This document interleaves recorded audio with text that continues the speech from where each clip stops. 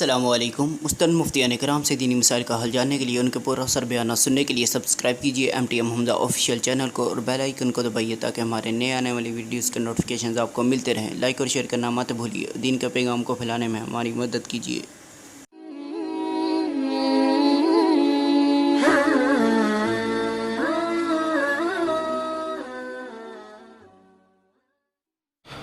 بسم اللہ الرحمن الرحیم۔ دنیا بھر سے دیکھنے اور سننے والے تمام ناظرین و سامعین کی خدمت میں السلام علیکم ورحمۃ اللہ وبرکاتہ۔ میں ہوں آپ کا میزبان محمد عبدالودود اور آپ دیکھ رہے ہیں پروگرام آپ کے مسائل کا حل، جسے روزانہ شب 8 بجے ملک پاکستان کے معروف دینی و عصری تعلیمی ادارے جامعۃ الرشید کراچی کے دارالفتاء سے براہ راست آپ کی خدمت میں پیش کیا جاتا ہے۔ ناظرین کرام، روزانہ کی طرح آج بھی آپ کے سوالات کے ساتھ ہمارے ساتھ مفتیان کرام کی ایک سینئر ٹیم موجود ہوگی، جو آپ کے پوچھے گئے سوالات کا مدلل انداز میں جواب دینے کی بھرپور کوشش کرے گی۔ اگر آپ بھی اپنا کوئی بھی سوال ہم سے شیئر کرنا چاہتے ہیں، شرعی نقطہ نظر کو کلیئر کرنا چاہتے ہیں، کوئی بھی دل و دماغ میں تشنگی شرعی حوالے سے پاتے ہیں اسے دور کرنا چاہتے ہیں، بہت آسان سا طریقہ ہے۔ فیس بک پر جا کر JTR میڈیا ہاؤس کے پیج کو سرچ کریں گے، اس کو لائک کرنے کے بعد اسی پیج پر جو ہماری آج کی یہ لائیو ٹرانسمیشن جاری ہے اس کا حصہ بنیں گے، کومنٹ بار میں اپنا سوال تحریر کریں گے۔ ساتھ ہی ساتھ 2 باتوں کا خیال آپ کو رکھنا ہے۔ ایک تو یہ کہ جو بھی آپ مسئلہ پوچھنا چاہیں، جو بھی سوال ہم سے شیئر کرنا چاہیں، اسے اردو کی بورڈ میں تحریر کریں اور اس کے ساتھ اپنا نام اور علاقے کا نام لکھنا ہرگز مت بھولیں۔ اور دوسرا یہ کہ ہمارے اس پلیٹ فارم سے چونکہ کسی بھی فرقہ وارانہ اور سیاسی نوعیت کی کسی بھی سوال کا کوئی بھی جواب نہیں دیا جاتا، لہٰذا ایسے سوالات سے گریز بھی حد درجہ لازم ہے، اور اس کی وجہ سے آپ اپنا بھی بہت سارا قیمتی وقت بچائیں گے اور مفتیان کرام کی قیمتی وقت کو ضائع ہونے سے بھی بچا سکیں گے۔ ہمارے معزز مہمان جو آج ہمارے ساتھ موجود ہیں، ان کا تعارف سب سے پہلے آپ کی خدمت میں۔ سب سے پہلے ہمارے ساتھ مفتی محمد صاحب دامت برکاتہم موجود ہیں، شیخ الحدیث ہیں اور رئیس دارالفتاء جامعۃ الرشید کراچی، اور ساتھ ہی ساتھ جامعۃ الرشید کی مرکزی شورا کے اہم رکن بھی ہیں۔ دوسرے معزز مہمان ہمارے ساتھ موجود ہیں مفتی فیصل احمد صاحب، معاون مسئول شعبہ تخصصات جامعۃ الرشید کراچی، سینئر مفتی ہیں اور ماہر فلکیات بھی ہیں اور سینئر فیکلٹی ممبر بھی ہیں جامعۃ الرشید کراچی کے۔ اپنے معزز مہمانان کے بے پناہ شکریہ کے ساتھ آج کی نشست کا باقاعدہ آغاز شعیب اسلم صاحب کے سوال سے کرتے ہیں، اور جدہ سے وہ پوچھ رہے ہیں مفتی محمد صاحب دامت برکاتہم سے جی کہ اگر کوئی شخص ریاض یا مدینہ منورہ وغیرہ سے حج کرنا چاہتا ہے جی، تو وہ کون سا حج کرے گا مصعب؟ جی، چونکہ ریاض اور مدینہ منورہ وہ میقات سے باہر ہیں تو آفاقی کے لیے سب سے افضل حج وہ قیران ہے۔ اگر دن تھوڑے ہوں تو قیران ہی کرنا چاہیے، اور اگر دن زیادہ ہوں اور احرام کی پابندیاں اتنے دنوں تک برقرار رکھنا مشکل معلوم ہو رہا ہو اور اندیشہ ہو کہ خلاف ورزی ہوگی اور بار بار ہوگی، تو ایسی صورت میں پھر تمتع کرنا چاہیے۔ جی بہت بہت شکریہ مصعب۔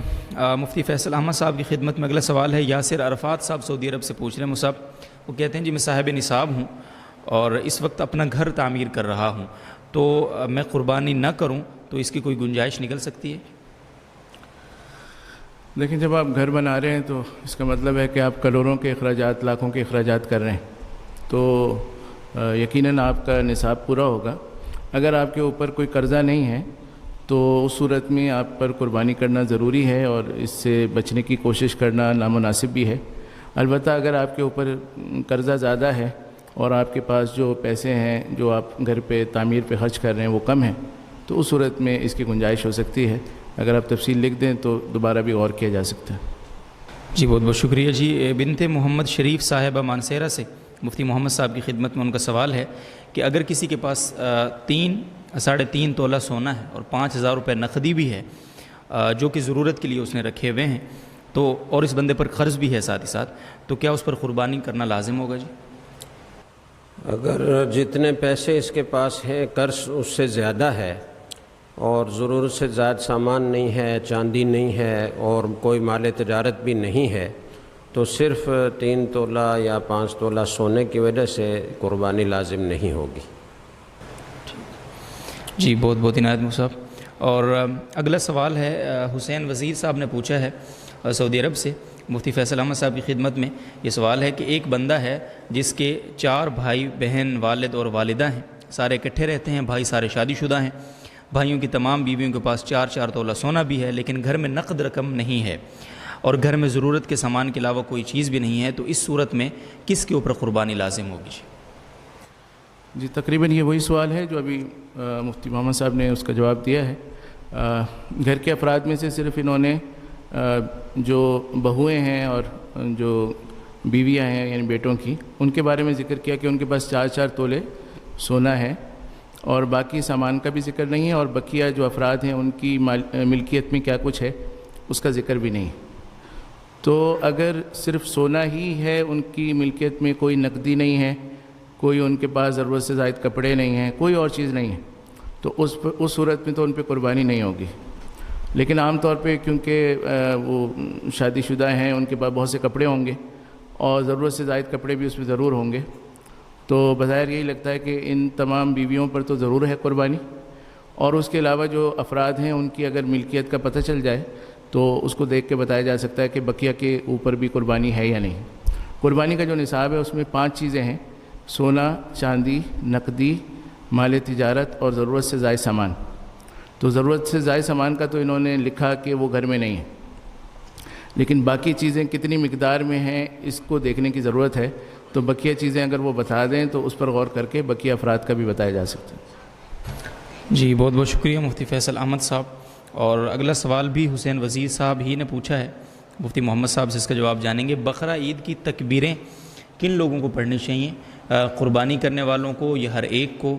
اور یہ تکبیرات کتنے دن تک پڑھنی چاہیے؟ نیز ناخن اور بال نہ کٹوانے کا حکم کن لوگوں کے لیے ہے؟ مصعب، پہلے سوال کا جواب تو یہ ہے کہ یہ بقرہ عید کی جو تکبیرات ہیں، جنہیں تکبیرات تشریق کہا جاتا ہے، یہ ہر مرد عورت پر جو مقیم ہو یا مسافر ہو، کوئی بھی ہو، وہ انفرادی نماز پڑھ رہا ہو یا جماعت کے ساتھ نماز پڑھ رہا ہو، امام ہو یا مقتدی ہو، سب پر یہ تکبیرات پڑھنا واجب ہے۔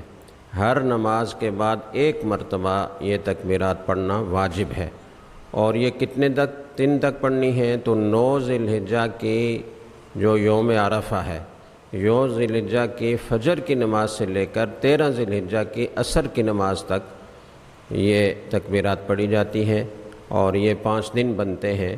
ان دنوں میں ہر نماز کے بعد ہر آدمی کو اور مرد کو اور عورت کو یہ تکبیرات پڑھنی چاہیے۔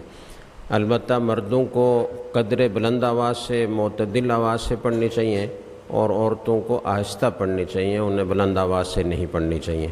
دوسرے سوال کا جواب یہ ہے کہ ناخن اور بال نہ کاٹنا یہ مستحب حکم ہے، اور صرف ان لوگوں کے لیے ہے جو قربانی کرنے کا ارادہ رکھتے ہوں، صاحب نصاب ہوں یا صاحب نصاب نہ ہونے کے باوجود قربانی کرنے کا ارادہ رکھتے ہوں، تو ان کے لیے حدیث میں آتا ہے کہ وہ ناخن نہ کاٹیں، بال نہ کاٹیں۔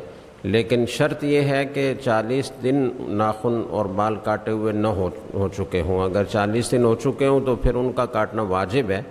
دوسرا یہ کہ یہ کوئی فرض واجب حکم نہیں ہے، مستحب ہے۔ اگر کوئی ایسا نہ کرے تو اس پر کوئی گناہ نہیں ہے۔ جی بہت بہت عنایت مصعب۔ عمار بن خالد صاحب پوچھتے ہیں مفتی فیصل احمد صاحب سے، کیا عورت حالت حیض میں حج کے لیے احرام باندھ سکتی ہے؟ دیکھیں، حج کے جتنے بھی ارکان ہیں وہ ادا کرنا اس کے لیے یعنی جیسے وقوف عرفہ ہے یا مزدلفہ ہے، تو جتنی بھی چیزیں ہیں باہر کی، اس میں تو کوئی بھی خرابی نہیں ہے۔ احرام بھی باندھ سکتی ہے حیض کی حالت میں، اور وہ بقیہ ارکان بھی ادا کر سکتی ہے۔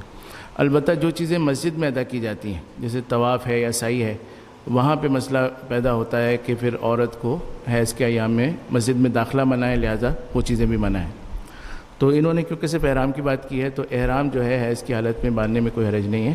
یہاں سے وہ احرام عام طریقے سے باندھ کے جائے گی، اور احرام باندھنے کا مطلب یہ ہوتا ہے کہ وہ نیت کرے گی اور تلبیہ پڑھے گی، تو یہ کر کے جائے گی، اور پھر یہ کہ طواف سے رک جائے گی اور انتظار کرے گی جب اس کے ایام گزر جائیں گے تو اس کے بعد پھر وہ طواف کر لے گی۔ جی بہت بہت عنایت مصعب۔ اور مفتی محمد صاحب کی خدمت میں اگلا سوال ہے، اور یہ سوال ہم سے پوچھا ہے فیضان صاحب نے جدہ سے، اور مصعب یہ پوچھتے ہیں کہ میرا 9 ذو الحجہ کو مینا اور مکہ جانے کا ارادہ ہے بطور رضاکار 3 دن کے لیے، کیا میں پوری نماز پڑھوں گا اور مجھ پر قربانی بھی واجب ہوگی یا نہیں؟ چونکہ قربانی کے دنوں میں آپ صرف 3 دن کے لیے مکہ اور مینا جا رہے ہیں، تو آپ مسافر ہوں گے۔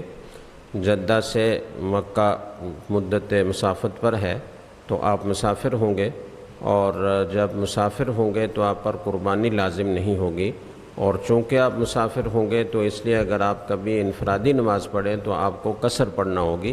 جماعت کی نماز کے ساتھ اگر آپ پڑھ رہے ہوں تو ظاہر ہے کہ امام کے پیچھے آپ کو پوری نماز پڑھنا ہوگی. قربانی کا بھی پوچھا جی. قربانی بتا دیا کہ قربانی لازم نہیں ہے مسافر ہونے کی وجہ سے. جی بہت شکریہ مصعب. اور مفتی فیصل احمد صاحب کی خدمت میں اگلا سوال یہ بھی عمار بن خالد صاحب ہی پوچھ رہے ہیں، اور مصعب یہ پوچھتے ہیں کہ حج تمتع میں اگر احرام بدلنا چاہیں، مطلب ایک احرام گندہ ہو گیا تو اس کی جگہ دوسرا احرام پہننا چاہیں تو اس کی اجازت ہے یا نہیں؟ دیکھیں، جس چیز کو یہ احرام کہہ رہے ہیں وہ اصل میں احرام کی چادریں ہیں. تو احرام تو میں نے پہلے سوال کے جواب میں بتا دیا کہ نیت اور تلبیہ پڑھنے کو کہتے ہیں.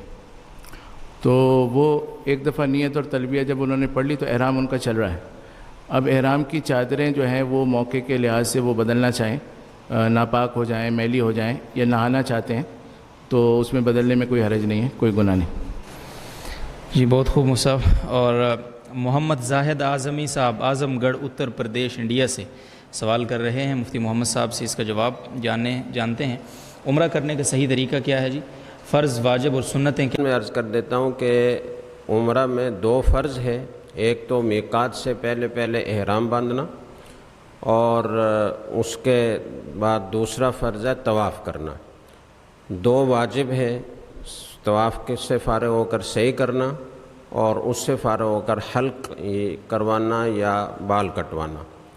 اور 2 مستحب ہے کہ چونکہ ہر وہ طواف جس کے بعد سعی ہوتی ہے اس میں رمل بھی